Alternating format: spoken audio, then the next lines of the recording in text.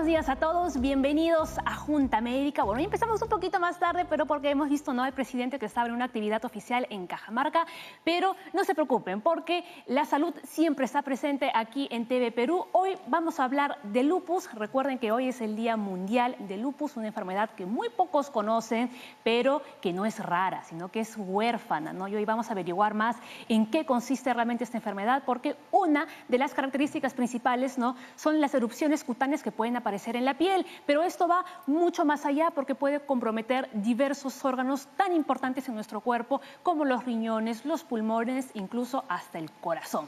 Rápidamente vamos a presentar a los doctores de la Junta Médica que nos acompañan el día de hoy. Aquí a mi izquierda está el doctor Cristian León, nefrólogo del Hospital Cayetano Heredia, el doctor José Salazar, no médico cirujano, el dermatólogo César Ramos del Hospital Cayetano Heredia, también de la Clínica Integral Dermatológica, y el reumatólogo Armando Calvo. Nos vamos a hacer una especie de síntesis, ¿no, doctores?, para explicar rápidamente, ¿no?, en qué consiste esa enfermedad que es autoinmune. A ver, ¿quién empieza con la síntesis, perdón?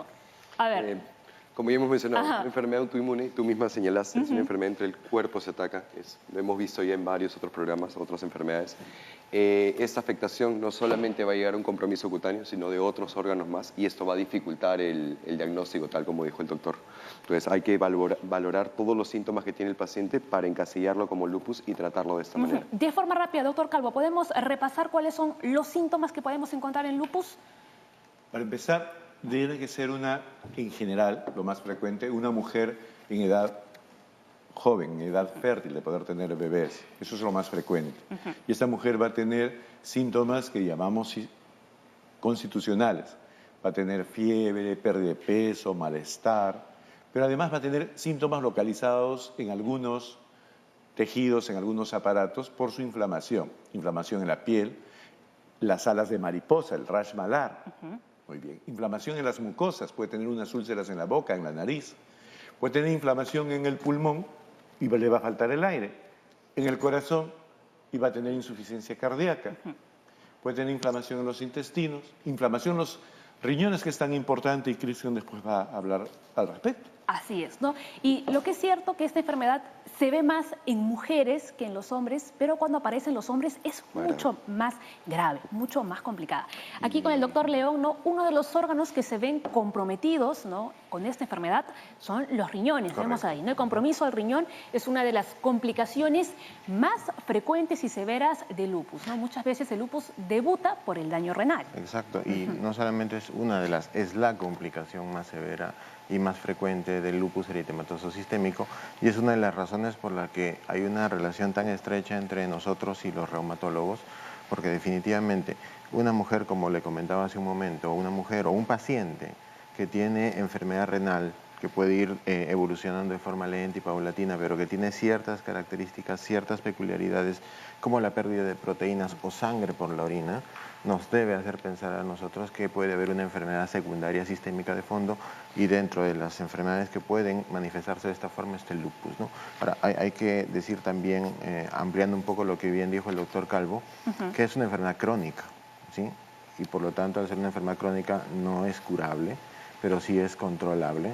Y otra cosa es que, si bien es una enfermedad de baja prevalencia, porque estamos hablando de entre 1 a 5 pacientes por cada 100.000 habitantes, sus complicaciones y sus manifestaciones son sumamente graves y pueden llevar al paciente a la muerte. Exacto, ¿no? Pero exactamente, ¿qué es lo que le pasa a nuestro riñón, ¿no?, cuando aparece esta enfermedad?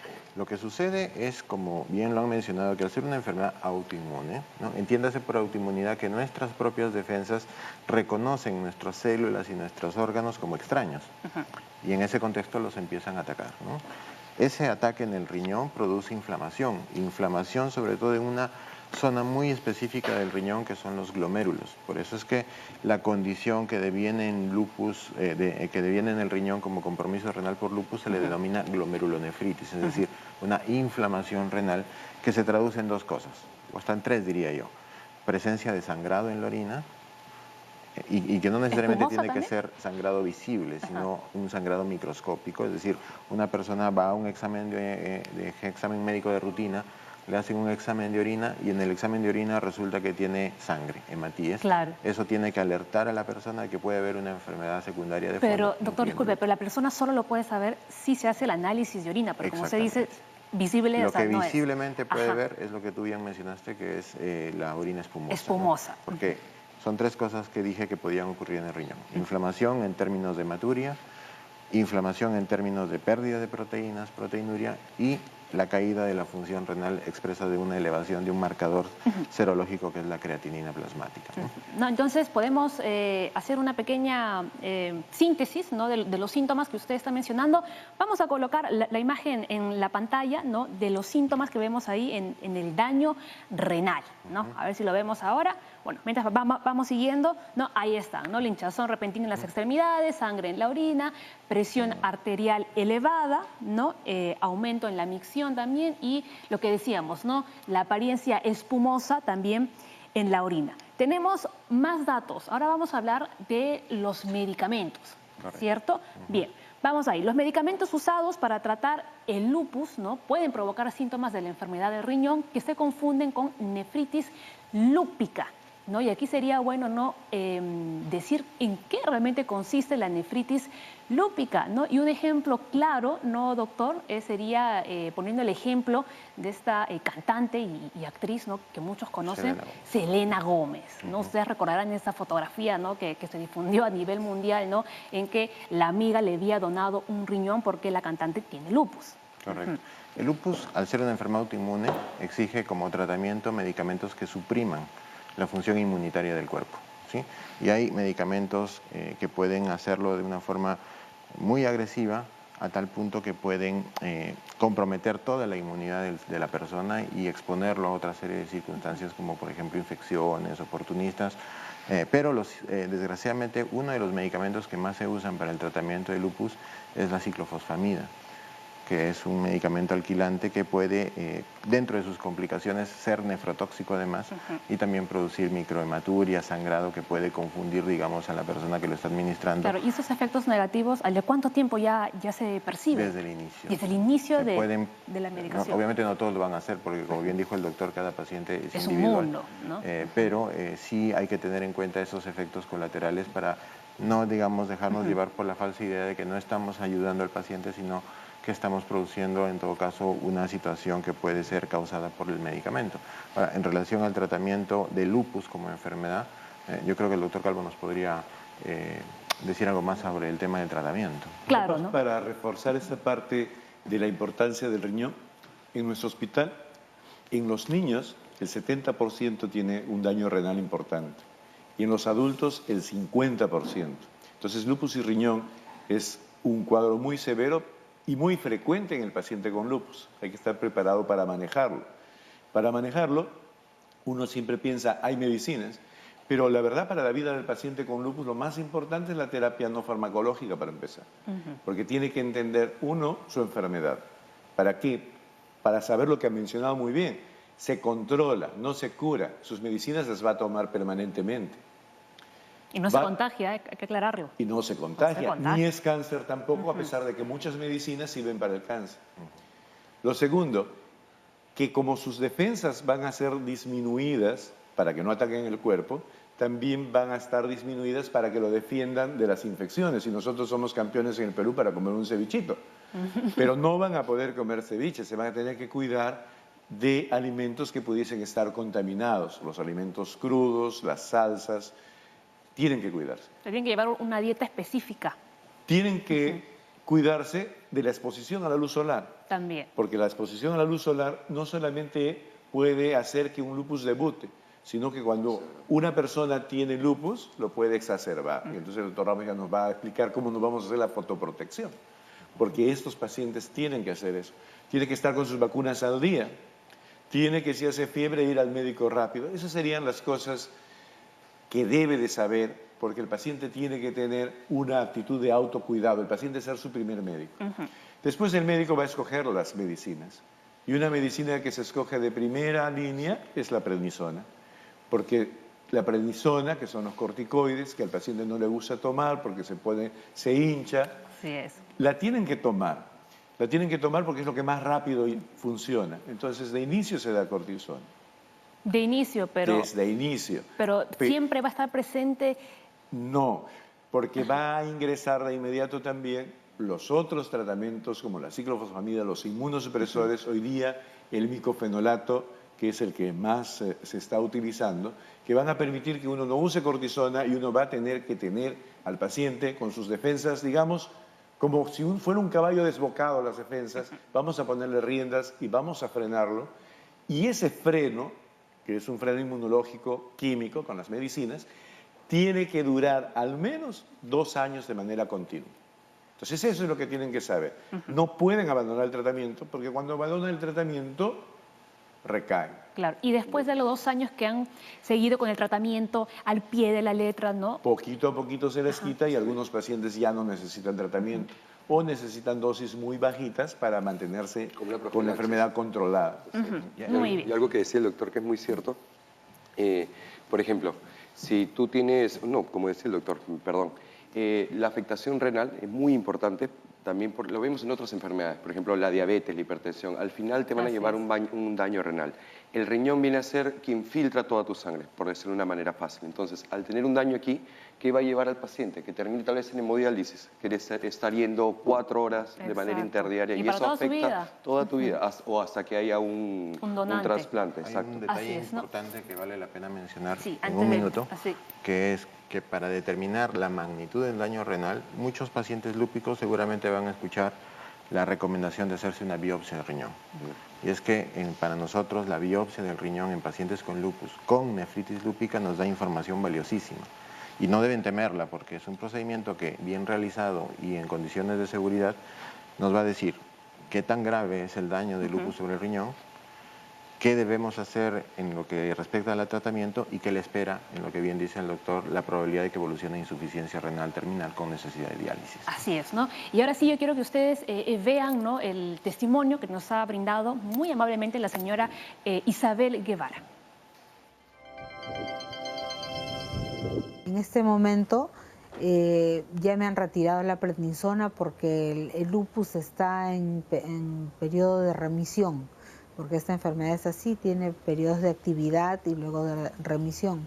Y sí, tengo un tratamiento alternativo que es el aceite de cannabis, que es formidable, es una maravilla realmente.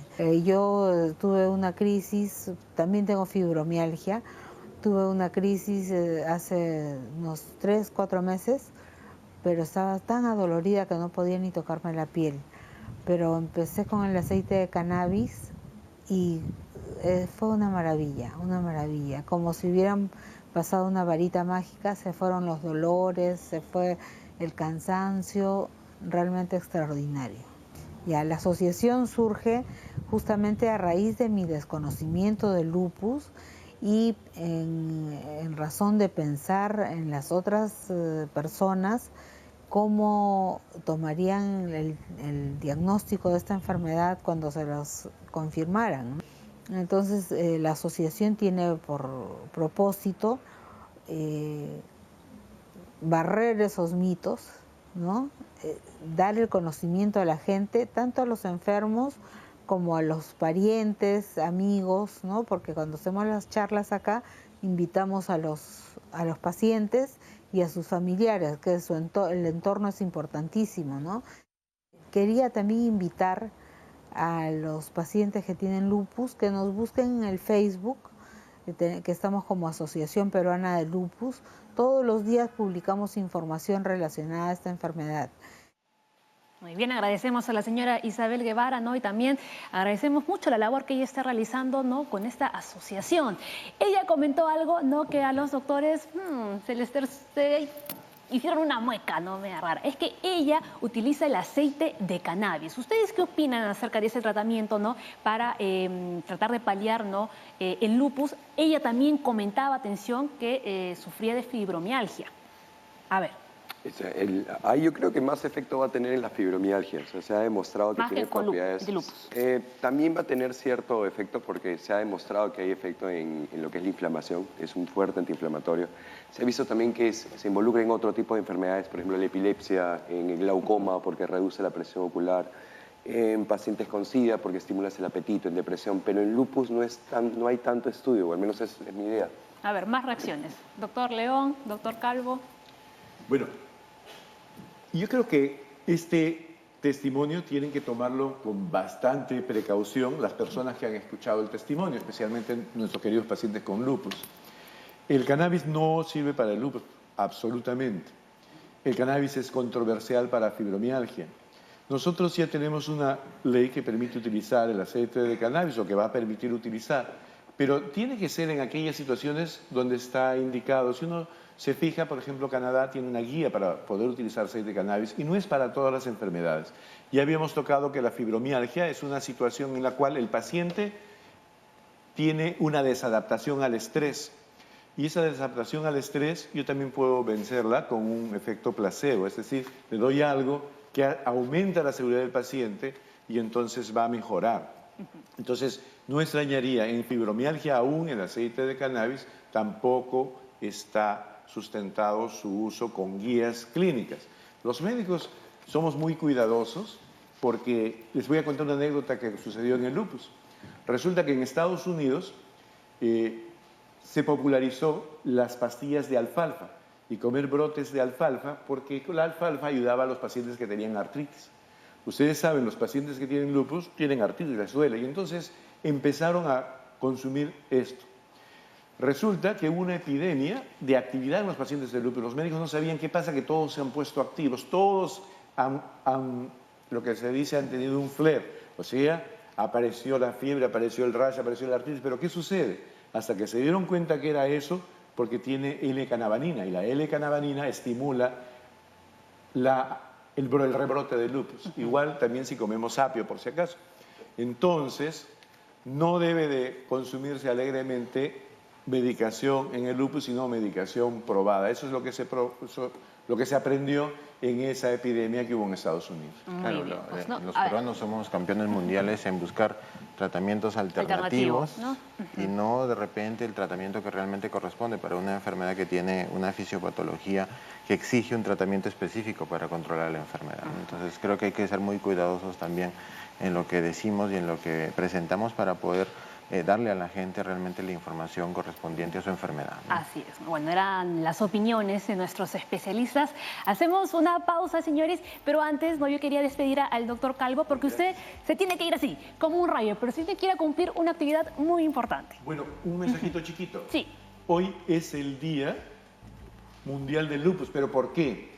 Porque las personas con lupus necesitan un apoyo porque es una enfermedad que impacta mucho en la calidad de vida de estas personas, en la calidad de vida de sus familias, porque es una enfermedad, como hemos visto, puede terminar con el riñón, tiene mortalidad elevada y entonces necesitan que los médicos nos preocupemos por ellos, no solamente en su tratamiento adecuado, sino también en investigar qué nuevas posibilidades tienen los pacientes y en difundir. Por eso, gracias a este programa, porque está difundiendo el conocimiento sobre el lupus para que las personas, por ejemplo, no utilicen terapia tradicional o cannabis, que no va a funcionar. Muy bien, ¿no? Y justo usted ya se va porque es el principal ponente, ¿no?, en un evento por el Día Mundial del Lupus. Así es, gracias. Muy bien, pausa en Junta Médica, ya regresamos.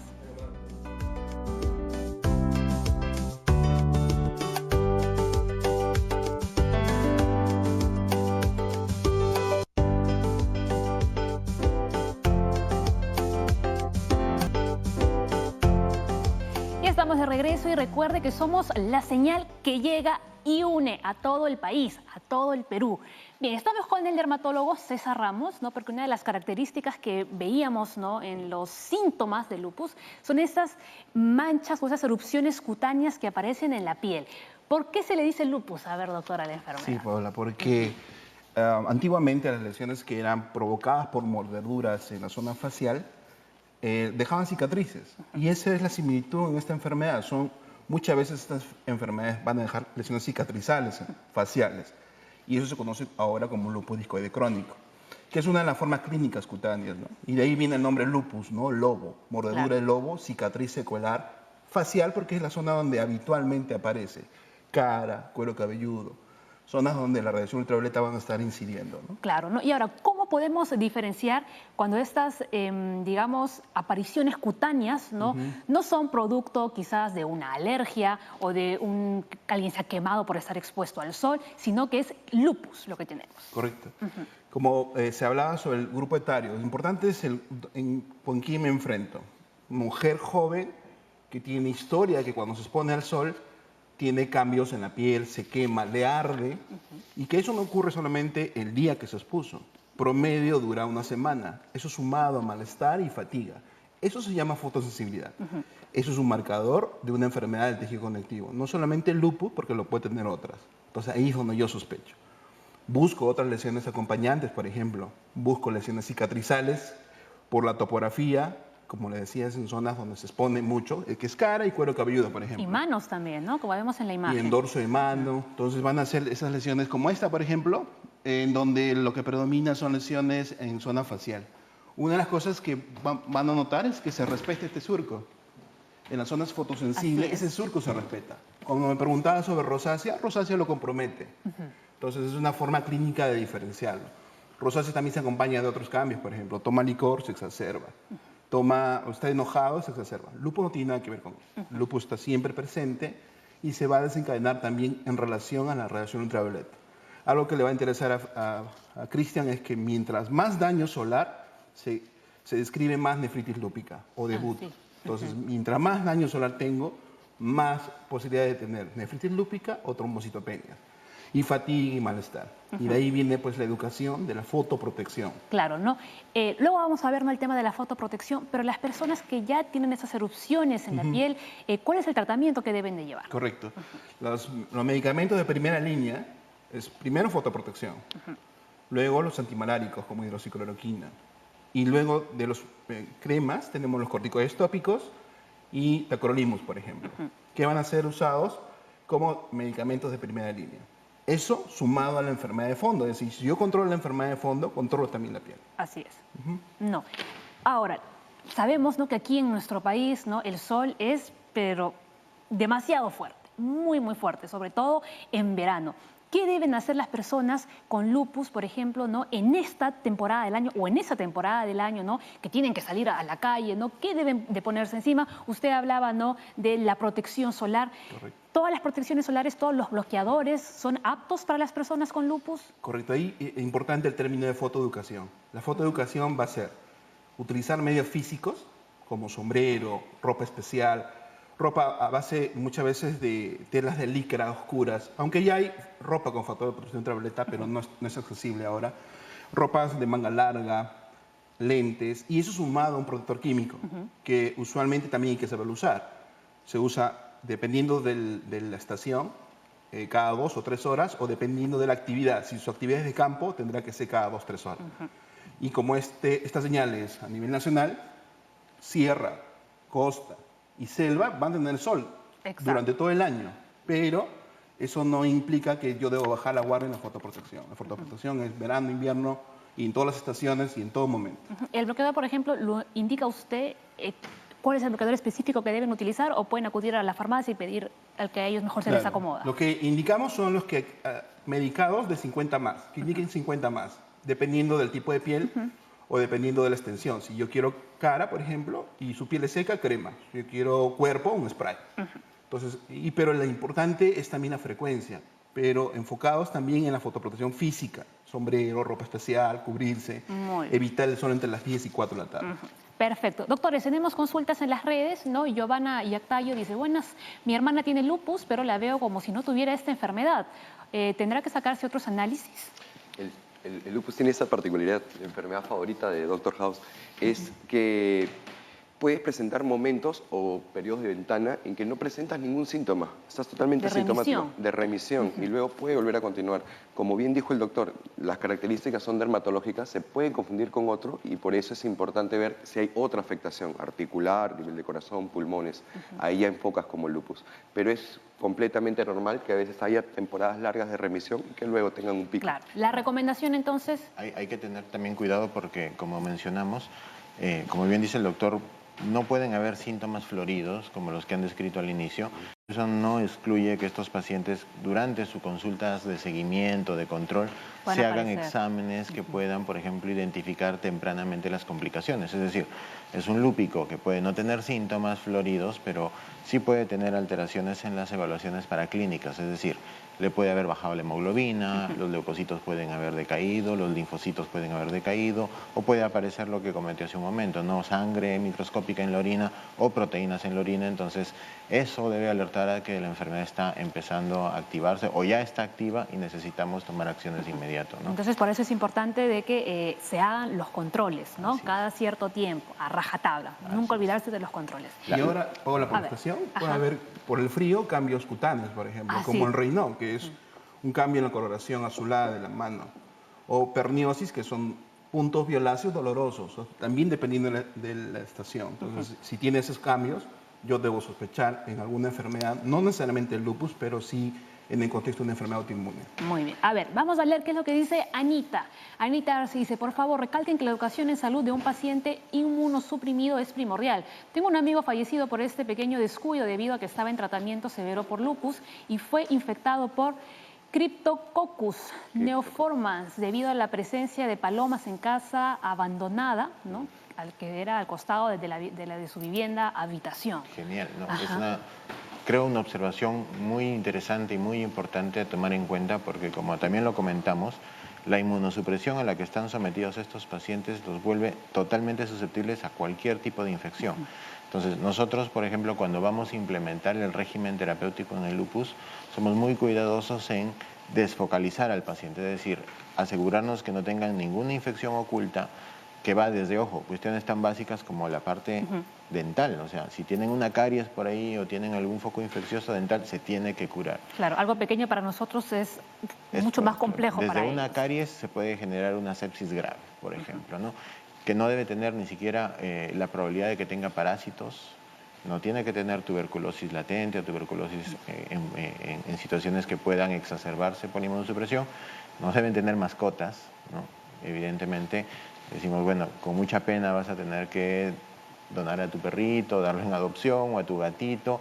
Lo de las palomas, que también es un tema crítico para los pacientes inmunosuprimidos porque son portadores justamente de este hongo que es el Cryptococcus neoformans y que produce una meningitis grave y que puede llevar a la muerte. Entonces, tienen que entrar en un régimen de cuidado sobre su estilo de vida y sobre su dieta muy estrictos para evitar las complicaciones. Rapidísimo. Y algo importante también es que algunas complicaciones de la inmunosupresión se pueden confundir con los mismos síntomas del lupus. Por ejemplo, algo característico en lupus, por ejemplo, hablando de las úlceras a nivel oral, si uno tiene inmunosupresión, al igual como hemos visto del criptococo, otro más conocido es la cándida. Entonces, si tú tienes candidiasis, que viene a ser otro hongo, tú puedes confundirte y no saber si se trata de una complicación. Úlceras herpéticas también. Exacto, úlceras herpéticas también. El herpes es otra enfermedad que ataca a pacientes inmunosuprimidos. Muy bien, ¿no? Y el doctor León hizo referencia a una enfermedad que la vamos a ver la próxima semana, es la meningitis. Señores, hacemos pausa en Junta Médica y ya regresamos con las recomendaciones finales.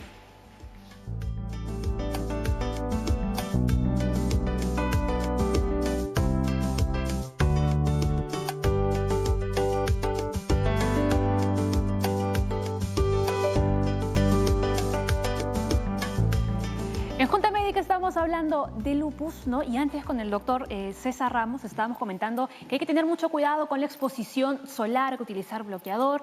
Ahora, ¿qué pasa con las chicas que se maquillan? Igual, o sea, el bloqueador lo puedo usar como una base y luego su maquillaje encima. Hay también maquillaje con bloqueador, pero recuerda que la forma física también van a ser importantes, ¿no? No solamente el bloqueador. Y la frecuencia con que se usa. Claro, pero no solamente la base, ¿no? Podemos aplicar polvos, sombras, etcétera. Sobre todo en esta zona de aquí, ¿no? Claro, los polvos compactos. En ese protocolo de ustedes, ahí puede estar inmerso el bloqueador, que ahora vienen hasta con bases, con color, y encima ya ustedes terminan el proceso de maquillaje, ¿no? Entonces lo mejor es buscar, ¿no? este maquillaje dermatológico, ¿no? Claro, y que ya tiene algunas bases, ¿no? Muy bien. ¿Tenemos más consultas en las redes sociales? A ver, creo que teníamos ahí. Ahí está. Es la de María Jesús, dice. ¿Qué es recomendable para cuidar el sistema nervioso? Bueno, en realidad las manifestaciones del sistema nervioso en el lupus son muy evidentes, ¿no? Hay un cuadro convulsivo, trastornos de comportamiento, por ejemplo, ¿no? La persona empieza a comportarse de forma extraña, que es lo que se suele llamar neurolupus, pero digamos, el cuidado es el cuidado de la enfermedad que la produce. No hay una forma de prevenir el compromiso nervioso en lupus que no sea el tratamiento de la enfermedad de base, ¿no? Muy bien. Doctores, nos vamos. Conclusiones finales, concisas y precisas. Entonces, lupus, enfermedad que no es prevalente, pero es grave, hay que reconocerla, hay que tratarla oportunamente y hay que saber que existe. Muy bien. Y hoy es el Día Mundial de Lupus. No lo olviden, el 10 de mayo. En pie la fotoeducación. Creo que es importante recalcar eso porque con eso yo voy a evitar activación de enfermedad o debut de enfermedad o daño renal o algún cambio importante. La fotoeducación y recordar que las lesiones siempre van a aparecer muchas veces también en la piel y acudir al dermatólogo para poder detectar tempranamente una enfermedad. Muy bien. Okay. El lupus, como bien hemos dicho, es una enfermedad autoinmune. Te ataca el propio cuerpo. El estrés tiene mucho que ver en que desencadene esa enfermedad. Conforme la nota que pasó, para no crear confusión en los oyentes, es que es cierto, el tratamiento con cannabis, con aceite de cannabinoides, ayuda en determinadas patologías. En lo que es el lupus se ha demostrado de que interactúa con receptores del cerebro, para no hacerlo tan difícil, endorfinas, dopamina, alandamina, que es lo que va a hacer que tenga una situación de bienestar, de placer. Entonces, ¿qué ocurre? Tu estrés disminuye. Entonces, al disminuir el estrés, vas a tener menos afectación, menos brotes. Entonces, por ahí el paciente puede ser que lo haya estado enfocando como que lo está ayudando. Pero para nada, los cannabinoides van a hacer que tu sistema inmune deje de atacarte. Claro, ¿no? O sea, o vaya no a va por ahí. curar la Exacto, enfermedad. no va para nada por ahí. No es el tratamiento Para nada. Muy bien, doctores, muchas gracias por haber venido al programa y por habernos educado más acerca del lupus. Mañana tenemos más Junta Médica para ustedes, gracias Motivos, YouTube, Viale, y ahora se quedan, ya lo saben, ¿verdad? Juan de lo Grande y Jaime Lertora. Chao.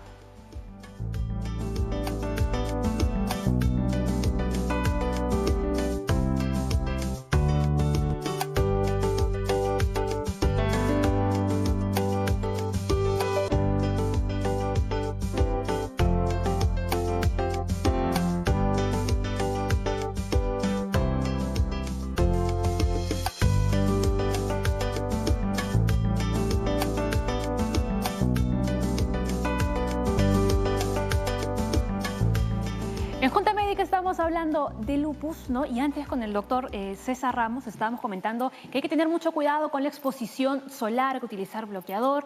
Ahora, ¿qué pasa con las chicas que se maquillan? Igual, o sea, el bloqueador lo puedo usar como una base y luego su maquillaje encima.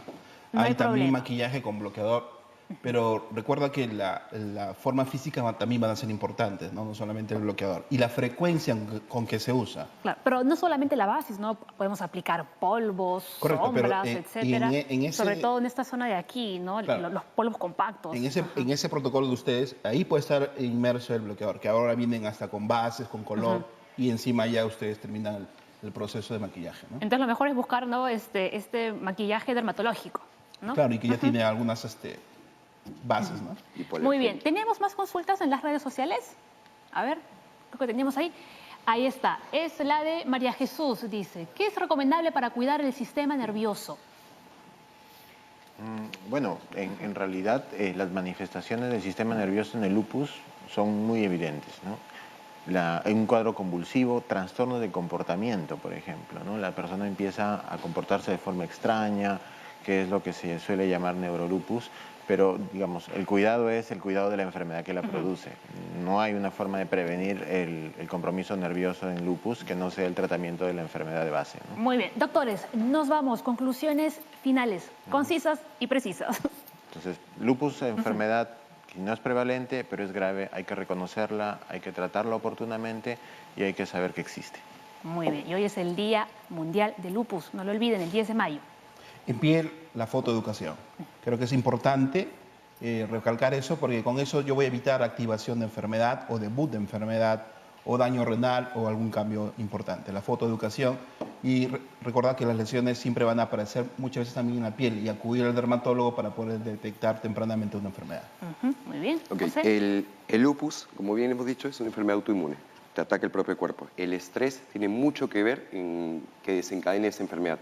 Conforme la nota que pasó, para no crear confusión en los oyentes, es que Es cierto, el tratamiento con cannabis, con aceite de cannabinoides, ayuda en determinadas patologías. En lo que es el lupus se ha demostrado de que interactúa con receptores del cerebro, para no hacerlo tan difícil, endorfinas, dopamina, anandamina, que es lo que va a hacer que tenga una situación de bienestar, de placer. Entonces, ¿qué ocurre? Tu estrés disminuye. Entonces, al disminuir el estrés, vas a tener menos afectación, menos brotes. Entonces, por ahí el paciente puede ser que lo haya estado enfocando como que lo está ayudando. Pero para nada los cannabinoides van a hacer que tu sistema inmune deje de atacarte. Claro, ¿no? O sea, O vaya no a va por ahí. curar la Exacto, no enfermedad. va para nada por ahí. No, es el tratamiento Para de nada. fuera. Muy bien, doctores, muchas gracias por haber venido al programa y por habernos educado más acerca del lupus. Mañana tenemos más Junta Médica para ustedes, gracias Motivos, YouTube, Viale, y ahora se quedan, ya lo saben, ¿verdad? Juan de lo Grande y Jaime Lertora. Chao.